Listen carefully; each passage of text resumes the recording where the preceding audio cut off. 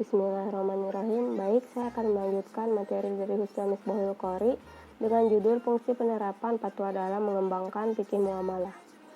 Pertama-tama perkenalkan, nama saya Rawan Oktavianingsi, saya dari kelompok 3 dengan NIM 2014110172 kelas 4B mata kuliah Fatwa Bisnis Syariah.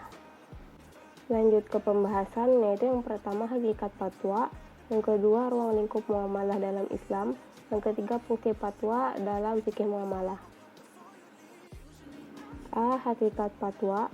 Definisi fatwa menurut Kamus Besar Bahasa Indonesia yaitu: yang pertama, jawaban berupa keputusan atau pendapat yang diberikan oleh mufti atau ahli tentang suatu masalah.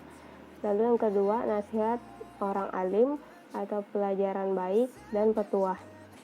Fatwa dalam definisi klasik bersifat opsional, ikhtiariyah atau pilihan yang tidak mengikat secara legal meskipun mengikat secara moral bagi mustafti, pihak yang meminta fatwa.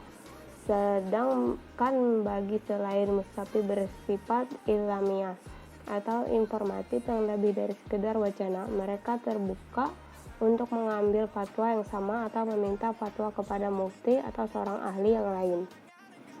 Fatwa terpaut dengan fikih, keduanya mempunyai hubungan saling melengkapi. Fikih memuat uraian sistematis tentang substansi hukum Islam yang tidak seluruhnya dibutuhkan oleh seseorang. Fikih dipandang sebagai kitab hukum atau Rechtsboeken, sebagai rujukan normatif dalam melakukan perbuatan sehari-hari. Dalam hal terdapat masalah tertentu yang memerlukan penjelasan dan uraian rinci, seseorang berkonsultasi dengan mufti untuk memperoleh advice atau jalan keluar dari masalah yang dihadapi. Jelasnya, fatwa berfungsi untuk menerapkan secara konkret ketentuan fikih dalam masalah tertentu. B. Ruang lingkup muamalah dalam Islam. Muamalah menurut fikih ada dua macam, yaitu pengertian dalam arti luas dan pengertian dalam arti sempit.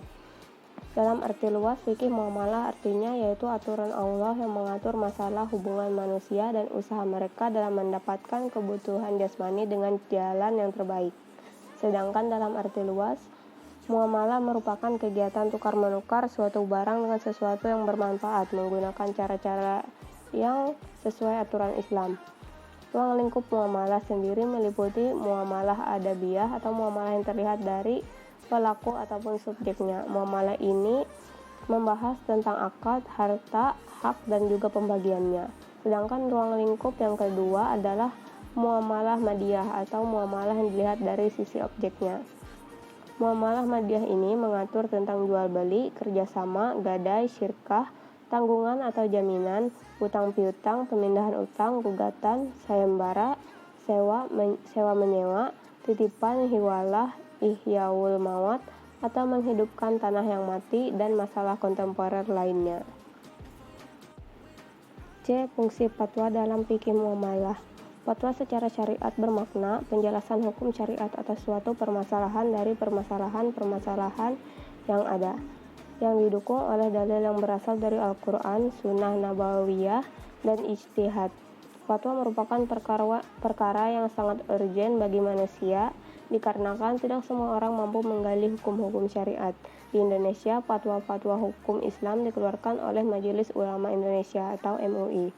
Secara fungsional, fatwa memiliki fungsi tabiin dan tajwih. Tabiin artinya menjelaskan hukum yang merupakan regulasi praktis bagi masyarakat, khususnya masyarakat yang memang mengharapkan keberadaannya. Taujih yakni memberikan guidance atau petunjuk serta pencerahan kepada masyarakat luas tentang permasalahan agama yang bersifat kontemporer. Fungsi tabiin dan tajwih fatwa terikat dalam fungsi keulamaan, sehingga fatwa syariah yang telah dikeluarkan sejak generasi sahabat tabiin, tabi'ut tabi'in, dan generasi sesudahnya sehingga generasi ulama sekarang. Karakteristik fatwa klasik lebih bersifat individual dan mandiri. Kemudian dalam era mazhab, fatwa-fatwa yang dibuat berada dalam lingkup mazhab fikih tertentu. Sedangkan fatwa kontemporer sering bersifat lintas mazhab atau paduan, yaitu taufik antar mazhab-mazhab. Pendekatan ini seiring dengan berkembangnya kajian perbandingan antara mazhab, Adapun fatwa-fatwa yang telah terjadi saat ini, ada yang merupakan fatwa fardiyah atau individual, tetapi lebih banyak yang bersifat konsultatif, koneksitas, atau kadang bersifat kolektif dan melembaga seperti fatwa organisasi kemasyarakatan. Baik, hanya itu saja yang dapat saya sampaikan tentang fungsi penerapan fatwa dalam mengembangkan fikih muamalah. Apabila ada yang kurang dalam penyampaian materi saya mohon maaf. Akhirul kalam, wassalamualaikum warahmatullahi wabarakatuh.